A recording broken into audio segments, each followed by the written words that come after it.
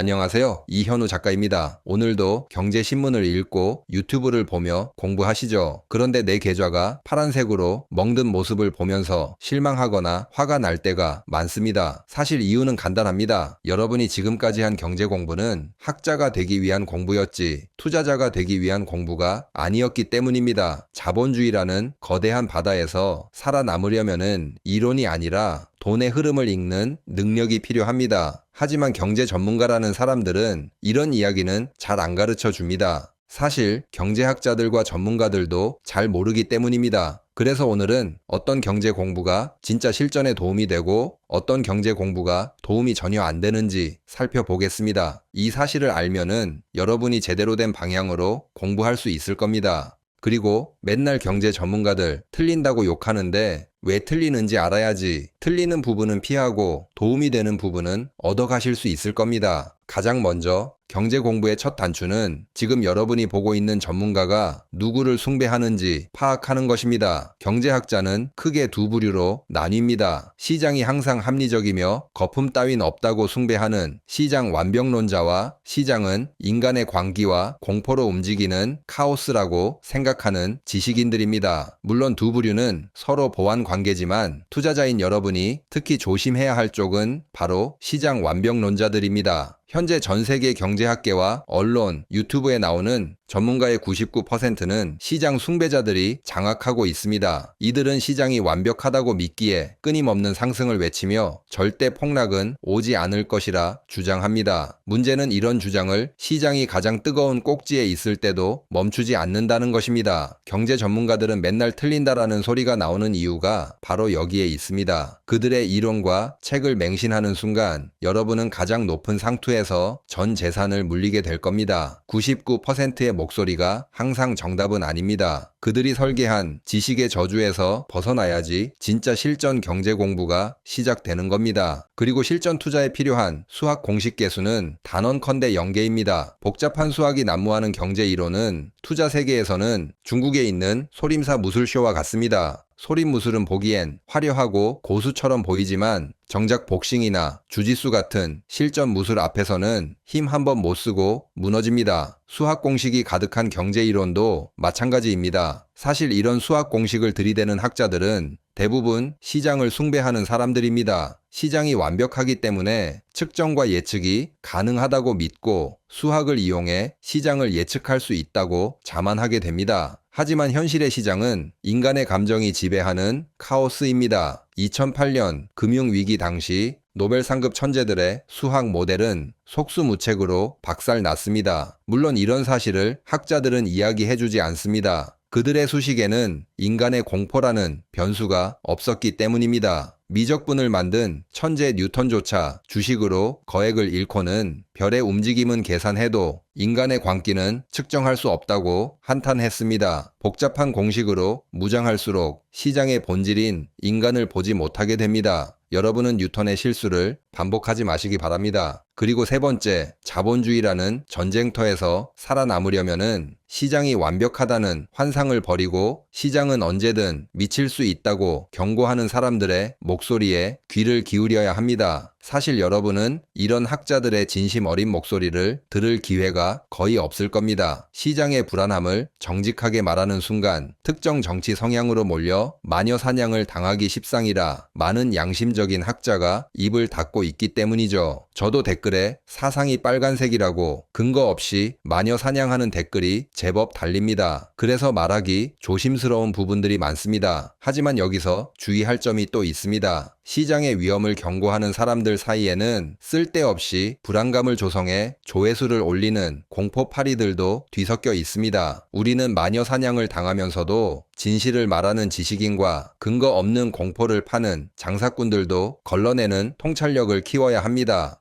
시장에 결함이 있다고 이야기하는 학자들의 이야기를 간단히 들어보겠습니다. 가장 유명한 학자는 당연히 케인즈입니다. 그는 이론가이기 전에 주식 투자로 거액을 번 투자가였습니다. 시장은 당신이 지급불능 상태에 빠질 때까지 비이성적일 수 있다며 인간의 광기를 경고한 학자입니다. 여기에 부동산과 지대의 원리를 꿰뚫어 본 헨리 조지의 통찰도 배우면 좋습니다. 그의 이론을 공부한 사람들은 토지 가치의 거품을 포착해 글로벌 금융 위기를 미리 예측해내기도 했습니다. 그리고 하이먼 민스키는 부채가 어떻게 시스템을 붕괴시키는지 치밀하게 분석한 민스키 모멘텀을 제시하기도 했습니다. 그의 모델은 한때 학계의 비웃음을 샀지만 글로벌 금융 위기라는 파국이 닥친 후에야 그 가치를 재평가받았습니다. 99%의 학자가 괜찮다고 말하며 상투로 유인할 때 우리는 이처럼 다양한 학자들의 통찰력을 내 것으로 만들어야 합니다. 역사가 증명한 학자들의 시각을 공부한다면은 더 이상 시장의 공포에 휘둘리지 않고 진짜 기회를 포착하는 투자자가 될 것입니다.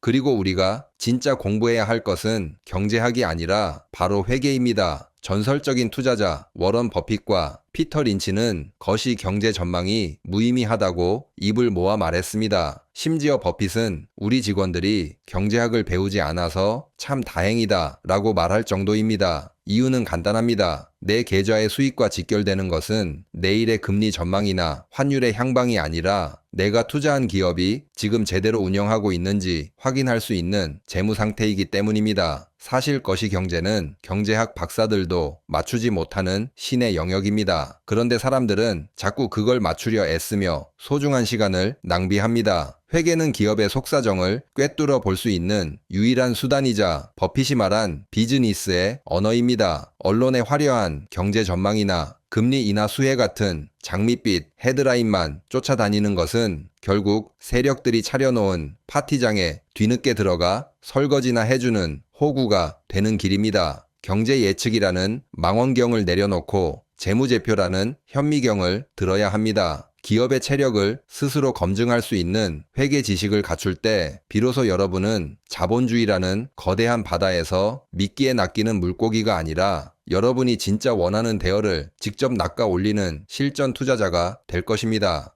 그리고 경제 공부 로드맵의 마지막 종착지이자 가장 높은 차원의 공부는 바로 역사와 철학입니다. 대공황부터 2008년 금융위기 그리고 최근의 자산 버블까지 시장의 거품과 붕괴는 단 한 번의 예외 없이 반복되어 왔습니다. 역사를 공부한다는 것은 단순히 과거를 암기하는 것이 아닙니다. 모두가 광기에 휩싸여 환호하며 뛰어드는 고점에서 냉정하게 손을 뗄 수 있는 용기를 얻는 과정입니다. 언론은 늘 이번엔 다르다며 여러분을 안심시키려 들지만 역사는 늘 이번에도 똑같다고 우리에게 경고합니다. 그리고 철학이 뭐가 중요하냐 이런 소리를 하실 수 있지만은 세계적인 투자자인 조지 소로스가 엘리트 경제학자들을 상대로 해서 이길 수 있었던 비결은 복잡한 수학 공식이 아니라 바로 철학이었습니다. 인간 본성이 만들어내는 탐욕과 공포, 그리고 시장의 결함을 이해하는 철학적 통찰이 통계 모델보다 훨씬 강력한 무기였기 때문입니다. 이제 공부의 방향을 바꿔야 합니다. 이론적 정답을 찾는 학문적 공부는 우리를 지식의 저주에 빠뜨리지만은 시장의 비정상적 과열을 포착하는 역사와 철학 공부는 우리의 자산을 지켜줄 것입니다. 오늘 공부한 경제 공부 방법 5단계는 단순히 지식을 쌓기 위함이 아닙니다. 자본주의라는 시스템 속에서 내 소중한 자산과 가족을 지키기 위한 최소한의 방패를 만드는 것입니다. 오늘 영상은 여기서 마치겠습니다. 감사합니다.